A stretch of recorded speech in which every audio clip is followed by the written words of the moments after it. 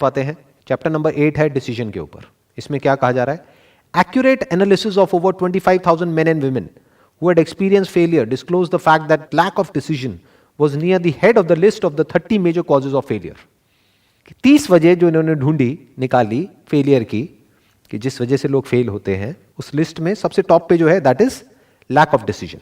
This is no mere statement of a theory, it is a fact. Procrastination, the opposite of decision, is a common enemy that practically everybody must conquer. अब क्या कहा जा रहा है यहां पे? सबसे बड़ा चैलेंज क्या आने वाला है? प्रोक्रेस्टिनेशन. मतलब क्या? कि हम टालते रहते हैं. Lack of decision. And life is all about a decision. Life क्या है अगर डिसीजन नहीं है तो? हर कदम पे एक डिसीजन, और डिसीजन ना लेना भी अपने आप में एक डिसीजन है. तो यहां पर क्या कहा जा रहा है? Lack of decision. कि हम सही टाइम पे, जब सही मौका होता है, तब सोचते रह जाते हैं, फिर वो मौका हाथ से निकल जाता है, फिर उसके बाद में सिर्फ रिग्रेट करते हैं. ऐसा हमने अपने घरों में बहुत बार होते हुए देखा है.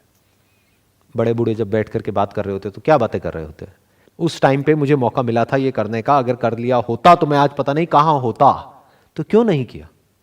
उसके पीछे जो सबसे बड़ा रीजन मिलेगा वो है फियर. इस बुक में एक और चैप्टर. यहां ठीक है, अच्छा हो गया तो इतना अच्छा हो सकता है, लेकिन बुरा हो गया तो इतना बुरा भी हो सकता है. तो हम डर गए, इस वजह से हमने वो नहीं किया.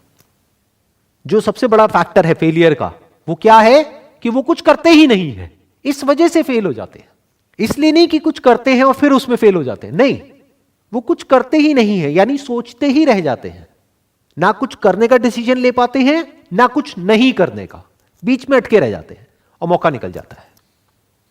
इन अदर वर्ड्स, कल पे नहीं टालना है. प्रोक्रेस्टिनेशन का मतलब क्या है? कर लेंगे, अभी कौन सी जल्दी है, ये करना है ना, कर लेंगे. तब तक कोई और कर जाता है, फिर वो आकर के क्या बोलते हैं? ऐसे बहुत लोगों को आपने सुना होगा कि अरे ये तो मेरा आइडिया था, उसने कॉपी कर लिया. अरे वो तो तुझे जानता तक नहीं, उसने कैसे कॉपी कर लिया? वो ये कहना चाह रहा है कि उसने कर लिया और मैं सिर्फ सोचता ही रह गया. That is called lack of decision. In simple words, कि मतलब मैं करने के बारे में सोचता रहा, लेकिन कोई और था जिसने सोचा, या ये कह लो हजारों लाखों लोगों ने सोचा, लेकिन उसमें से कोई एक था जिसने सिर्फ सोचा ही नहीं, किया भी. यही डिफरेंस होता है सक्सेसफुल लोगों के बीच में और वो लोगों के बीच में जो सोचते रह जाते हैं.